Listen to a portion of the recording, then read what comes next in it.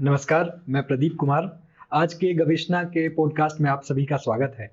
आज हम मानव जीवन की एक बहुत अनमोल कड़ी की बात करने जा रहे हैं। जी हाँ, हम लोग रक्तदान के बारे में बात करने जा रहे हैं। रक्तदान सिर्फ एक मामूली दान नहीं है, ये एक संजीवनी है। आपका रक्तदान किसी दूसरे के लिए सौगात की बात हो सकता है, ज़िंदगी की सौगात की बात हो सकता है। तो सबसे पहले चरण में हम इस बात पे चर्चा करना चाहेंगे कि जो रक्तदान है वो इतने आसानी से इतनी एक लंबे इतिहास में मानव ने विज्ञान की तरक्की के द्वारा हासिल किया हुआ है। रक्तदान का इतिहास ऐसा है कि सबसे पहले 1901 में एक ऑस्ट्रियाई वैज्ञानिक डॉक्टर कार्ल स्टीमेंसर ने सबसे पहले रक्तदान के बारे में लोगों को बताया।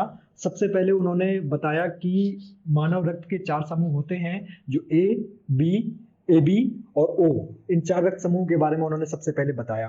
लेकिन रक्तदान इतने में ही संपन्न नहीं हुआ, सिर्फ त्वरित रक्तदान की सुविधा चालू हुई। लेकिन 1930 में सबसे पहले एक शिकागो में एक डॉक्टर फेंटिस ने बताया कि रक्त को प्रिजर्व भी किया जा सकता है, और 1937 में दुनिया का पहला ब्लड बैंक जो है वो शिकागो में खोला गया। उसके बाद रक्तदान का जो इतिहास आगे बढ़ता है, और जब द्वितीय विश्व युद्ध में लगातार युद्ध में सैनिक घायल होते हैं, उनका खून बहता है, तो सबसे पहले उस समय एक बहुत बड़ी संख्या में उन लोगों ने रक्तदान करना शुरू किया, इंसानियत के भाव से, देशभक्ति के भाव से, ताकि अपने सैनिकों की रक्षा की जा सके। इसी कड़ी में आज हमारे बीच एक और रक्तवीर मौजूद हैं जो लगातार रक्तदान के लिए सागर शहर में जाने जाते हैं। आपका नाम श्री सुशील कुमार यादव है। आप लगातार ब्लड डोनेशन से जुड़ी हुई चीज़ों में सक्रिय हैं। आपका एक ग्रुप है जहां पे आप लगातार जो थैलीसीमिया के मरीज हो गए या और भी जो प्रसव के दौरान जो रक्त बहुत खो चुकी महिलाएं हैं, उन सब के लिए आप जो है रक्त का प्रबंध करते हैं। तो स्वागत है आपका आज के प्रोग्राम में। जी। दरअसल मैं आपसे पहला सवाल यही जानना चाहूँगा कि आपने पहली बार ब्लड डोनेशन किन परिस्थितियों में किया था, और आपको क्यों ब्लड डोनेशन करने की जरूरत पड़ी थी? फर्स्ट टाइम हमने 95 या 94 के लगभग जी। तो उसमें हमारा एक दोस्त था, तो उसकी मिसेस के यहाँ डिलीवरी होनी थी। उनके घर वाले कोई तैयार नहीं हो रहे थे ब्लड देने के लिए, क्योंकि वो देवरी गांव के थे, ये अपने मोठी के पास गांव है, और उनके पिताजी टीचर थे, पढ़ी लिखी फैमिली थी वो, लेकिन गांव के होने के कारण वो लोग, उनको लगा था कि हम ब्लड देंगे तो हम बीमार हो जाएंगे। उनका खेती बाड़ी का काम था, क्योंकि हम भी स्पोर्ट्स में थे, खेल में थे, तो फिर हमने ऐसे ही मन बनाया और थोड़ा सा हमने आपको बताया कि वो एक पिक्चर से हमें प्रेरणा मिली थी जो अवतार फिल्म में थी। तो उसमें देख के भी हमें लगा कि जब एक व्यक्ति किसी के भले के लिए अपना खून बेच के और वो सामान खरीद के देता है, तो हम भी कुछ अपने साथी के मिसेस की डिलीवरी के लिए, तो उस समय फिर हमने उनको बोला कि आप चलें, हम देते हैं। तो उस समय हम गए, फिर वो दिया, उनकी डिलीवरी हुई। वो बच्ची आज पोस्ट ऑफिस में कर्मचारी है किसी पद पे। उसकी उम्र हुई 25-26 जो भी एज हो। तो फर्स्ट टाइम हमने जब ही दिया था, फिर उसके बाद जो हमारा क्रम चालू रहा, तो हमने कभी गिनती नहीं की है कि हमने कितनी बार दिया है, अब चल रहा है। आपने अभी आज जो बात कही कि एक शिक्षक फैमिली से होने के बावजूद भी उनके बीच एक डर है कि वो ब्लड डोनेशन, कई भ्रांतियां भी होती हैं समाज में जो मौजूद होती हैं, तो वो कौन सी भ्रांतियां हैं जो समाज में इस तरीके से लोगों को जकड़े हुए हैं कि इतने एक शिक्षक परिवार से होने के बाद भी उन लोग डर रहे हैं? उनको ये लगा कि हम ब्लड देंगे तो हम कमजोर हो जाएंगे, या हम बीमार पड़ जाएंगे, हम किसी काम के नहीं बचेंगे। तो ये डर वहाँ रहा है लोगों को गाँव में, और वर्तमान में तो फिर भी लोग बहुत हिम्मत करके आगे आ रहे हैं, काफी लोग आगे आने लगे हैं। लेकिन गांव के लोगों में तो अभी भी कई जगह बहुत वो इसके प्रति जो है वो जागरूकता नहीं है। यही कहना। तो इसमें तो जागरूकता बढ़ानी पड़ेगी लोगों को, और बड़े स्तर से समझा के उनका मनोबल बढ़ेगा फिर। बिल्कुल, इसीलिए शायद इस तरीके का प्रोग्राम हम लोगों ने रखा कि वो जो डर उनके बीच में है तो उसको दूर किया जाए, वो जागरूकता उन तक पहुंचे।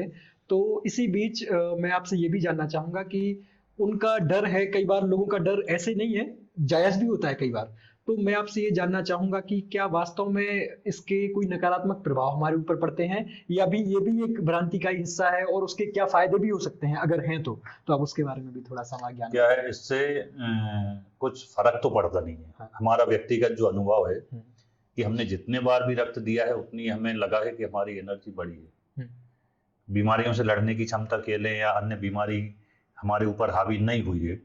ये हमारी लाइफ में इसका बहुत बड़ा रोल रहा है रक्त देने का। हमें कभी इस चीज का एहसास हुआ नहीं, ना चक्कर आए ना कुछ, लेकिन लोगों में भ्रांतियां हैं कि कमजोरी हो जाती है। तो हमारा तो लोगों से यही कहना रहेगा कि 3 से 4 महीने में तो एक बार जरूर दें, और यदि ये क्रम 1 साल भी वो रखेंगे तो उनको खुद एहसास होगा कि ब्लड देने से वो कितने स्वस्थ हैं, और काफी अच्छा महसूस भी होता है। आपके द्वारा किए गए काम से किसी की अगर जान बच रही है तो उसका तो बहुत बड़ा पुण्य, और मानव में ही भगवान है, मानव सेवा ही सबसे बड़ा बिल्कुल धर्म हम सही मानते बात। हैं। हाँ। अच्छा, क्योंकि आप लगातार लोगों के बीच में और ब्लड डोनेशन के काम से लगातार जुड़े हैं, तो आपने उस बीच देखे होंगे ऐसी घटनाएं भी, जैसे ब्लड फॉर मनी किस्म की चीजें होती हैं कि लोग पैसे के लिए भी ये सारी चीजें करते हैं। तो इसके बारे में, ये इसकी स्थिति पहले क्या थी और आज क्या है, और इसके बारे में आप थोड़ा सा हमारा जानकारी बढ़ाएं। पहले अस्पतालों में या तिलिया अस्पताल एक ही जगह थी जहाँ पे ब्लड की व्यवस्था होती थी। हाँ। तो उस समय काफी लोग ऐसे थे जो गलत आदतों में, दारू के चक्कर में, पैसे के चक्कर में, कि उनको दारू के लिए पैसे चाहिए इसलिए वो लोग पैसे लेके, और ऐसा ब्लड का धंधा चला पहले। लेकिन वर्तमान में अब ये चीजें बहुत ना के बराबर रही हैं, हाँ। क्योंकि काफी चीजें लोगों में जागरूकता आ गई है। और ये है कि ब्लड यदि आपको चाहिए तो आप अपने परिवार से ढूंढेंगे या ऐसा व्यक्ति ढूंढें कि जिसमें कोई बीमारी ना हो या कोई नशा नहीं करता हो, तो उसका ब्लड ज्यादा अच्छा रहता है। ये हमारा व्यक्तिगत सोचना है। कई बार हमें भी ऐसा रहा है कि हम बड़ी बड़ी फैमिलियों के साथ जुड़े रहे, लेकिन जब उनके घर में जरूरत पड़ी तो उनने अपने परिवार के सदस्यों का ब्लड नहीं लिया। लोग हमें सदर में डेनी नाम से जानते हैं। अच्छा अच्छा। तो बोले नहीं यार, डेनी का ब्लड, वो बोले ना पान बीड़ी गुटखा सिगरेट कुछ नहीं। तो एक ये भी बहुत अच्छी बात है कि यदि नशा नहीं करेंगे तो ब्लड देने में मजा भी आता है और संतुष्टि भी मिलती है। ये बहुत महत्वपूर्ण बात आपने कही कि आप जैसे ब्लड डोनेशन करके आप जब एक स्वत्व से, अपने अंदर से एक जिम्मेदारी अपने ऊपर लेते हैं, तो आपकी एक जिम्मेदारी उसी के साथ बढ़ती है, और वो ये है कि आप अपना भी ख्याल उतने ही अच्छे से रखते हैं। आपको खुद को स्वस्थ रखना होता है, तब न जाके आप दूसरों की सेवा कर पाएंगे। तो इसी कड़ी में मैं आपसे अगला सवाल ये करना चाहूँगा कि सरकारी स्तर पे या एनजीओ स्तर पे आपकी जानकारी में कौन कौन सी वो योजनाएं हैं या कौन कौन से जो मतलब बातें हैं, जो स्कीम्स हैं, जो लोगों के बीच ब्लड डोनेशन को लेकर जागरूकता और बढ़ाने का प्रयास हो रही है, की जा रही है। वैसे तो रक्तदान के लिए हर 3 से या 4 महीने के बीच में अगर शिविर लगते रहें तो ज़्यादा बेटर रहेगा, क्योंकि इससे ये रहेगा कि जो रूटीन है ब्लड बैंक का वो बना रहेगा, उसमें ब्लड की कमी नहीं पड़ेगी। और एक ही बार में अगर 1000-2000 भी इकट्ठे करते हैं तो उसके बजाय अगर हर 2 महीने 4 महीने में शिविर लगें तो वो ज़्यादा कारगर रहेगा। बिल्कुल बिल्कुल, आपने ये बहुत महत्वपूर्ण बात कही। अच्छा, मैं आपसे एक बात और पूछना चाहूँगा कि जैसे पहले क्या होता था 1970 के समय पे, जब भारत में ब्लड डोनेशन को लेके चीजें आगे बढ़ी, तो लोग पहले परिवार के बीच में ही ब्लड डोनेशन करते थे। लेकिन फिर एक नागरिक जागरूकता जो है वो लोगों के अंदर आई, और स्वैच्छिक रक्तदान जो है वो लोग जाके करने लगे।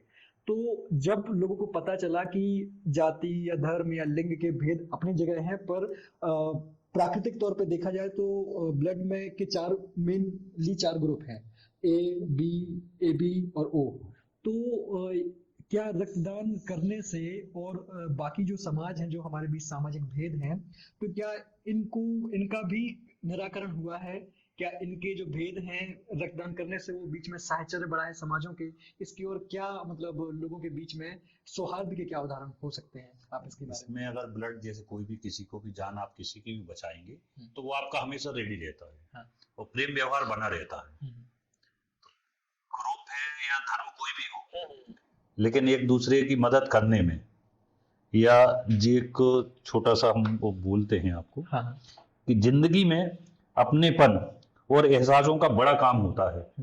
जिंदगी में अपनेपन और एहसासों का बड़ा काम होता है। दूसरों के गमों में जो दूसरे के गमों को जो अपनाता है वही इंसान होता है। बिल्कुल बिल्कुल सही बात।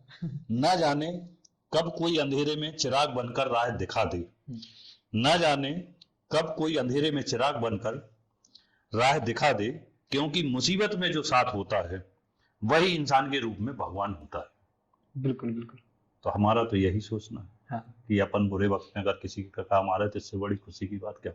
और एक बार आप किसी की मदद करते हैं तो आपको भी एक अपने आप में बहुत बड़ी संतुष्टि मिलती है। तो ये भी एक कुंभ से ज्यादा पुण्य हमें इसमें मिलता है, व्यक्तिगत हमारा है। हाँ। उसके बजाय तो इसमें हमें ज्यादा संतुष्टि मिलती है। ये आपने बहुत दुरुस्त फरमाया। मैं भी क्योंकि रेगुलर ब्लड डोनर हूँ, खैर आपको मैं एक आइडियल मान के और मैं उस राह पे हूँ, पर अभी बहुत समय है। तो मैंने अनुभव किया है कि जब रक्तदान करके आते हैं तो एक समाज के लिए अपनी जिम्मेदारी का एक एहसास जो हमें होता है, एक संतुष्टि भीतर तक महसूस होती है, तो उसका एक अलग ही खुशी होती है। अच्छा, मैं आपसे एक अगला सवाल जो करने जा रहा हूँ वो ये है कि समाज और बेहतर तरीके से रक्तदान को या दूसरे जो किस्म के दान है, अंगदान हो गए, इनको बढ़ावा देने के लिए, और क्या पाठ्यक्रम स्तर पे भी स्कूल्स में किस तरह के क्या पाठ्यक्रम में ये सब जोड़ा जाना चाहिए, इनके महत्व को बताया जाना चाहिए, ताकि लोग और आसानी से और स्वेच्छा के साथ और इस पुण्य के कार्य में जुड़े। यदि ये पाठ्यक्रम में जुड़ता है तो इससे अच्छी तो बात हो ही नहीं सकती। पाठ्यक्रम में जुड़ना तो ये तो कई सालों पहले जुड़ जाना चाहिए था, लेकिन अगर अभी जुड़ता है तो और अच्छी बात है। लोगों में से बहुत जागरूकता बनेगी, क्योंकि स्कूल लाइफ से ही बच्चा हेल्प करने की आदत डलती है। बचपन से अगर उसको ये पढ़ाया जाए कि नहीं, मदद करने से या ये ब्लड देने से कमजोरी नहीं आती है और आप किसी की जान बचा रहे हैं, तो ये बच्चों में एक उत्साह भी बढ़ेगा इससे। शिक्षा के साथ साथ तो उनको फिर ये चीजें प्रैक्टिकली जब वो आगे 18-20 साल की उम्र में जब वो खुद ही देने लगेंगे तो उनको खुद अच्छा महसूस होगा। बिल्कुल, आपने सही। और ब्लड देने से बच्चों के जो उनको एक पढ़ाई का टेंशन या कुछ भी होता है उससे भी उनको थोड़ा सा रिलीफ मिलेगा। उनको एक अंदर से आत्मा बोलेगी कि नहीं, हमने कुछ अच्छा किया, तो हर चीज उनकी पॉजिटिव में जाएगी, नेगेटिव सोचना बंद कर देंगे। यदि वो पाठ्यक्रम में जुड़ता है तो उनको दूसरे की मदद करने के लिए एक प्रेरणा तो मिलेगी उससे। बिल्कुल, आपने सही कहा। एक नॉलेज जो है जब आदमी के पास पहुंचता है तो उसके भीतर का जो डर है वो भी गायब होता है, एक साहस भी बनता है। बिल्कुल। तो ये इस कड़ी में मैं आपसे पूछना चाहूंगा एक अंतिम कोई अपील आप हमारे दर्शकों से कुछ कहना चाहते हो तो बताएं। हमारा तो सभी से निवेदन है कि नशे से बचकर रहें, जितना कम से कम नशा हो वो नशा कम करें। यदि आप नशा कम करेंगे तो आपका ब्लड ज्यादा अच्छा रहेगा। इमरजेंसी में आप यदि नशा मुक्त हैं आप, तो इमरजेंसी में कभी भी किसी के लिए भी आपका रक्त दिया जा सकता है। और आपके अंदर भावना है कि हम रक्त दे रहे हैं, लेकिन अगर आप नशा कर रहे हैं तो शायद आपका ब्लड उसको जिंदगी बचाने के बजाय और मुसीबत में डाल सकता है। तो नशे से भी बचकर रहें। और रक्तदान तो 3 से 4 महीने में एक बार यदि व्यक्ति करेंगे तो खुद के लिए भी स्वस्थ रहेंगे और दूसरों को तो जीवन दान दे। बिल्कुल बिल्कुल। बहुत अच्छा लगा, आपने बहुत महत्वपूर्ण विषय के बारे में हमारी जानकारी को जो है वो आगे बढ़ाया। और इसी तरह से हम भी चाहते हैं कि इस प्लेटफॉर्म से हम ये बात ज़्यादा से ज़्यादा लोगों तक पहुंचाएं। और आपके जो प्रयास हैं, जो आप सालों से, लगभग आप 30 साल से और लगातार इस कार्य में लगे हुए हैं, तो इस जानकारी को और दुरुस्त करें, ताकि आपका जो भागीरथ प्रयास है उसको एक जमीन मिल सके और हमारे ही समाज का भला हो। तो धन्यवाद, आपने यहाँ तक आए और हमें अच्छा लगा। और भविष्य में और भी मौके बनेंगे जहाँ पे ये हमारा जो मंच है आपके साथ मिलके और भी ब्लड डोनेशन के जो कार्य हैं उन्हें हम शिविर के रूप में आगे बढ़ाएंगे। बहुत बहुत धन्यवाद।